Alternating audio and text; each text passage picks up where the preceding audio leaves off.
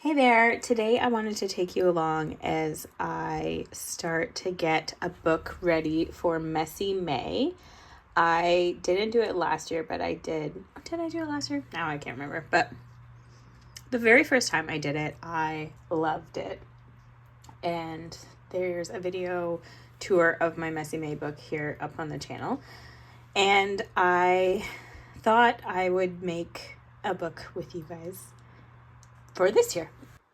So first I decided to come in here and start digging through my stash of papers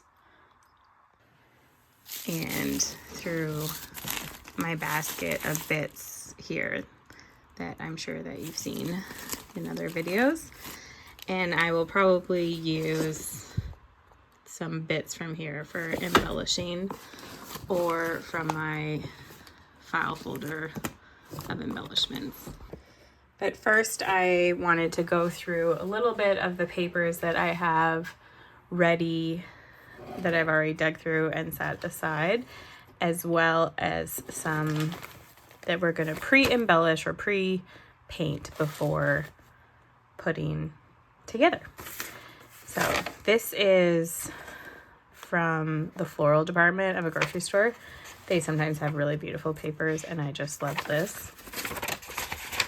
We have an envelope, craft paper. I think this is just mixed media sketchbook paper. This is from the back of an old, it's like the dust cover on the back of an old frame. Adult coloring pages, sketch of mine that I did when I was painting someone's Bible. This is cut out of an old planner. This is a drawing that I did in 2007. This is a Franken paper from when I was making a whole Franken journal, and that was one extra. These are papers that I already stained and painted. They are printouts, just laser printouts of illustrations that I had done that I was selling as digital downloads. And I thought, why not test out some new techniques that I think I'm going to try and share today too on these papers and see how they worked. Some ledger papers, a few different kinds and colors. This is one of my paintings and part of one of my other paintings. I had made a calendar, and so I just cut up my calendar, but I thought this would be cool folded in half because it's double-sided. This is like a kid's scrapbook paper. I think this is just technical vellum. An embellished paper, if you see, this is where we DIY'd a texture paste. This is cool paper. It was, I think, from Remax originally, but I don't know if you can see that, like, see-through, like, the watermark on it, saying that it's like, it says recycled certificate Royale 35 or 85% cotton content. Anyway, I just like that. I don't love the red and white or red and blue stripes, but whatever. This was a cool book that I got. It has like sheet music, blank sheet music for planning out songs. I think this was probably from that book, but it was already falling apart when I got it. So teaching you all the different things of music. Sheet music. This is on really nice paper though. Like, it's thick, it's slightly textured. This is very old, kind of fragile sheet music. Oh dear. More sheet music, but I liked that it had the chords up here. Old weathered photocopies, purple photocopies, This was, I think, just paper that you can buy like Staples or whatever, but it was in a bin. Book pages. And then these are some of the same papers, but these are the ones we're going to embellish and paint and stain and add some character to. This one I loved. I've noticed that some new Lego kits are coming wrapped in paper, which is great, but how fun is that going to be in a journal? Okay, first thing we're gonna do is I thought some stenciling on this really old sheet music. Please don't come at me about using it. Like, clearly it's been even nibbled at by bugs or critters. So I have this Pebeo fluorescent pink spray paint that is actually kind of fun. And it's like a solvent free, so it's not so stinky.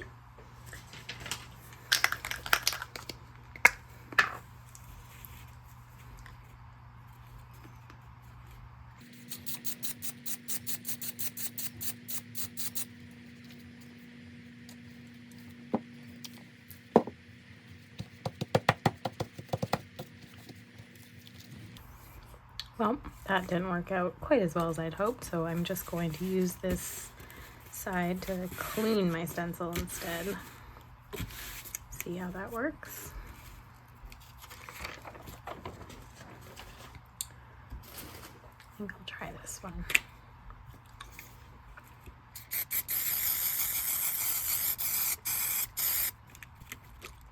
Thanks.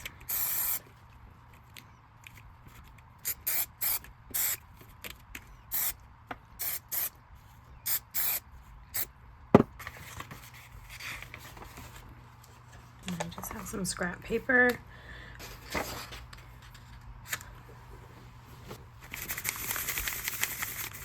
see if this will pick up better.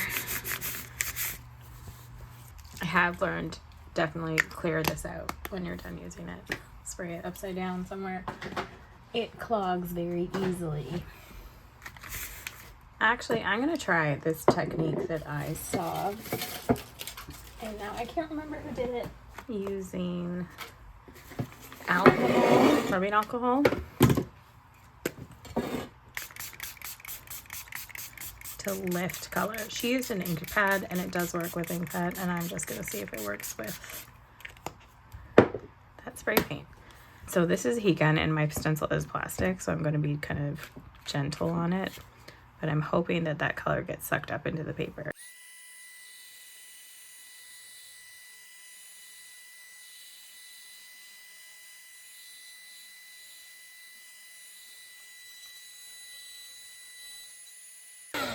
So cool. This is still wet actually, so I'm going to use another scrap bit.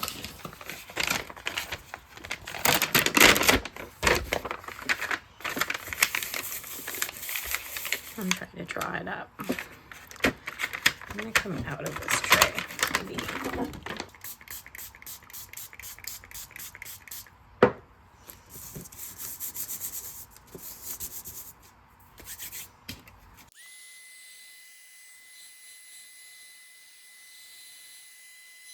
Well, clearly that did not work. Okay, this actually turned out pretty cool because you get that kind of outline at the very edge of the stencil, so quite pleased with that. I am going to try that alcohol trick again, but with stamp pads. So the first tutorial I saw, they used Distress ink pads, I think.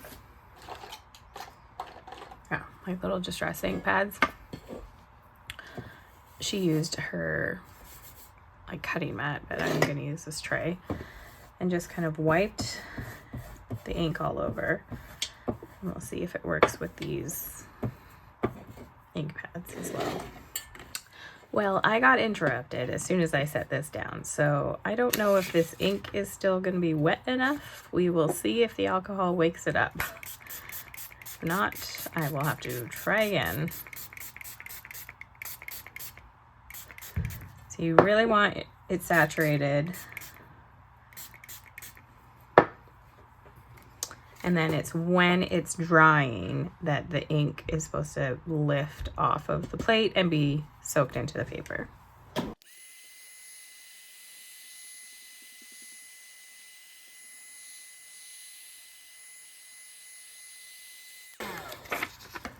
Well, it worked a little bit, not as much as I had intended, but this is actually kind of cool because you can see it's almost like brush marks from where I dragged the pad. Let's try another kind. This is Walnut Stain Distress Ink.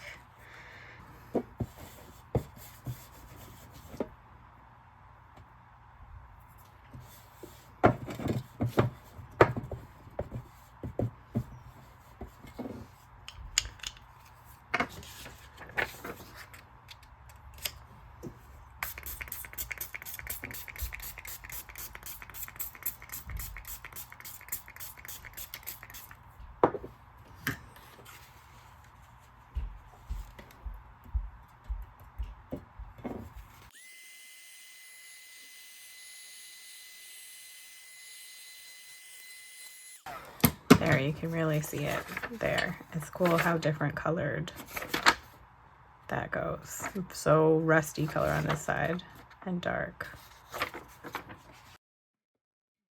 So interesting and organic, these little fungal growth. Oh, it is a little metallic-y still. So the mica from that's picked up in here too. Very interesting. Okay, I think I'm gonna clean this.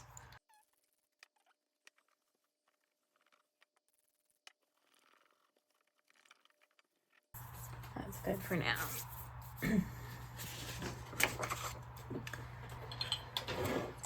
I go in with my Noodlers.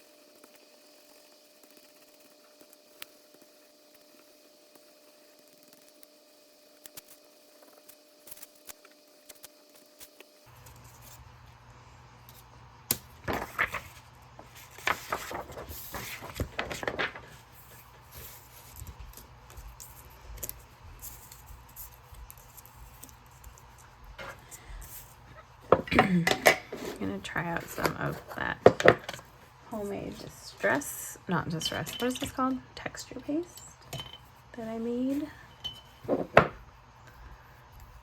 Okay, so this has only been in here for maybe 24 hours and you can see just how much the baking soda has absorbed the moisture. Instead of adding more ink to this, I'm gonna try just water.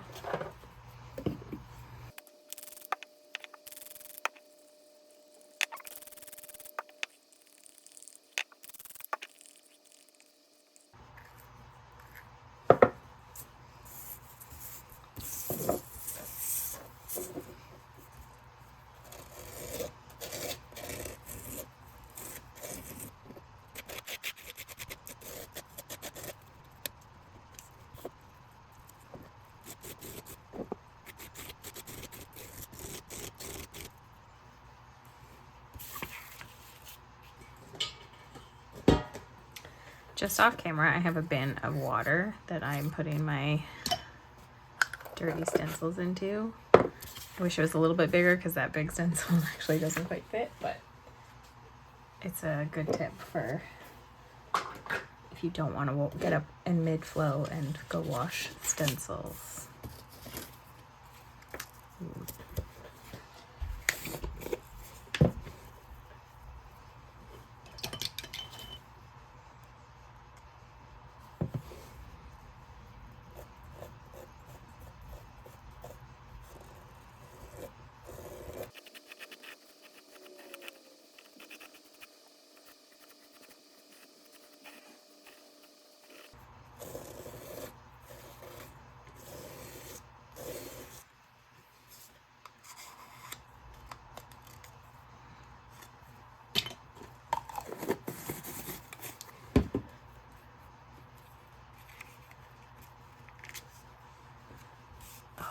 That's gonna look so cool in a book.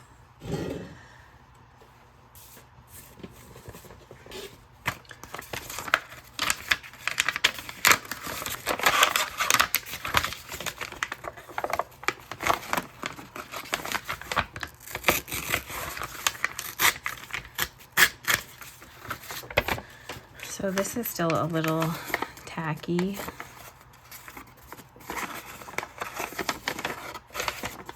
I'm wondering if I'll make this into a pocket. I think I might just leave as is.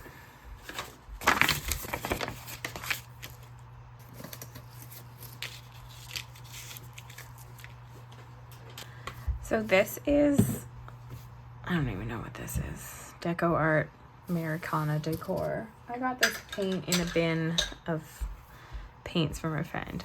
It is, oh, hard to open. There we go. Oh yeah. Shake well. It is thick. So it's not quite texture paste, which I do have a golden texture paste kind of for stencils. I do like this, but this is such a little jar. I don't know if I want to use it all the time, so I save it for special things. There, you can kind of see how thick this is. So I'm gonna see how this works stenciled. And I thought the honeycomb on the Lego booklet would be great. These bees are like the ultimate builder. This is like a champagne gold. It's an interesting color.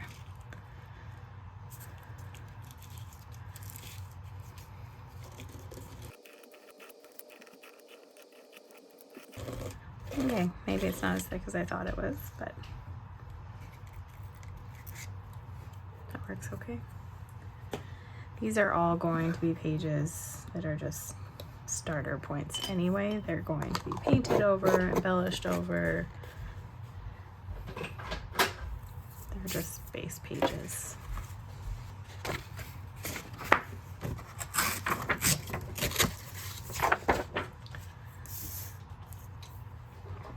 I can't for the life of me find my white China marker, and I wish that I could.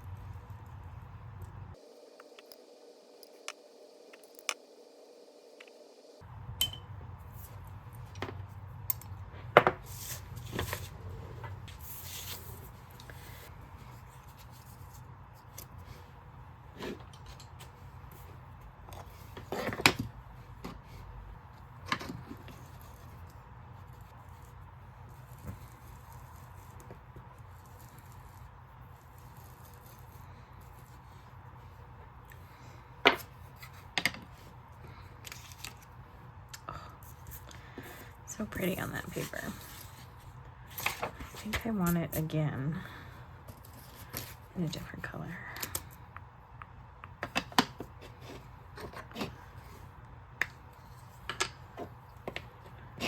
I'm switching colors, keeping the same dauber. Sorry, everyone.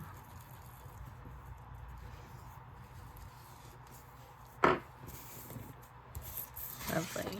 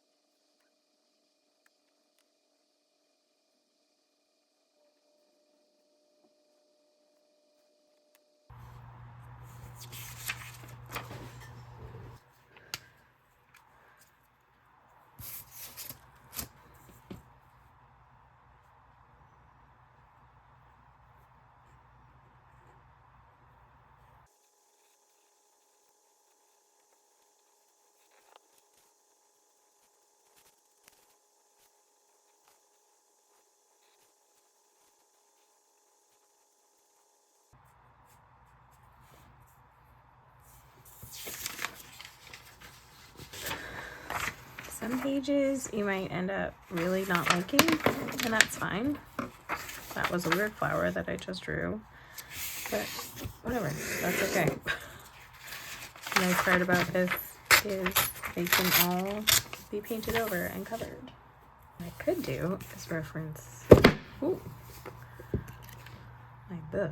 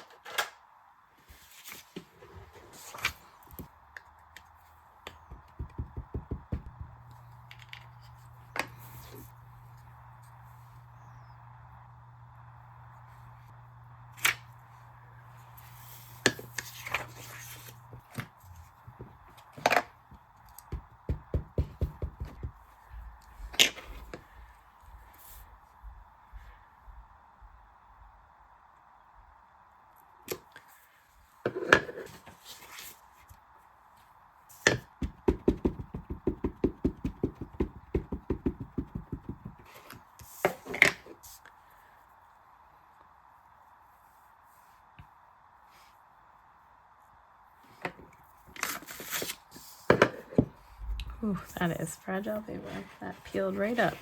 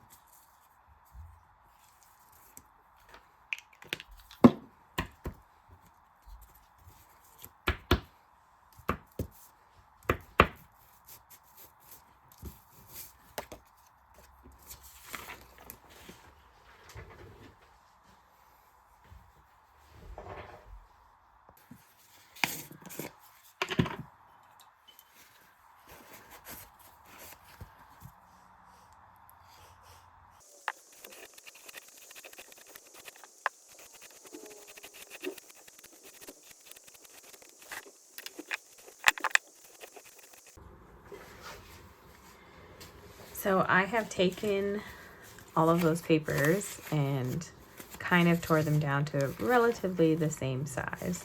But I pulled a few out that I just wanted to embellish just a little bit differently. And I have this stash of napkins. I've torn them up for this, but these are from my aunt, and they're just, I just raided her drawer in her dining room and got all these little napkins, and I thought I would try gluing some of them down in lieu of painting on some of these pages, as just to add some color, add some background like that. So I thought I would share that as part of this process. And when you're dealing with napkins, if you look carefully, they come in 2 layers. Working them this way helps you see them quite easily, or sometimes you can grab it on the corner. But I'm going to separate these to just this layer, use just this layer that has just the image on it. However, I'm going to keep these because they are still semi-translucent, or they're translucent. If I had a page like, do I have that in here? There's a page in here I think that's pretty intense. And if I wanted to, yeah, this one. This is pretty bold, and if I wanted to soften it, I could glue just this down and just, it'll go more translucent when it's glued, and it would just soften the intensity of the color. I might actually do that.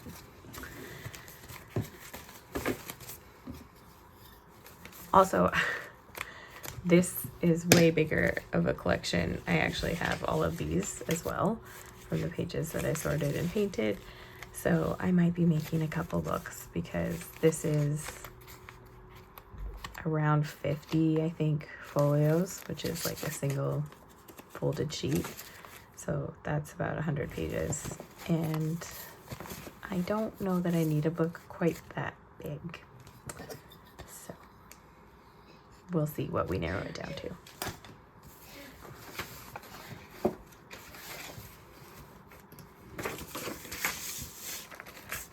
I'm just using a fluid matte medium for gluing.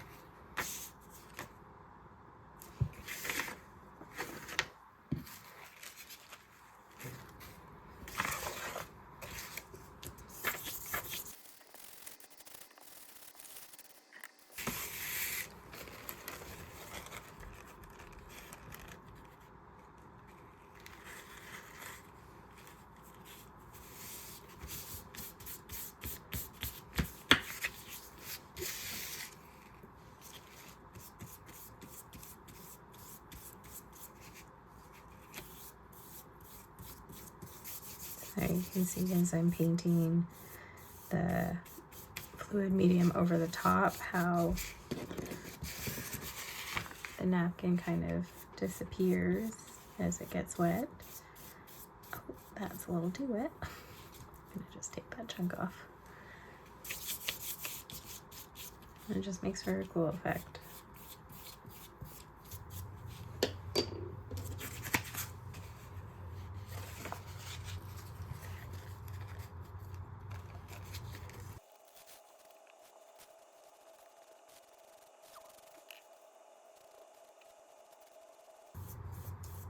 Look at how pretty that is.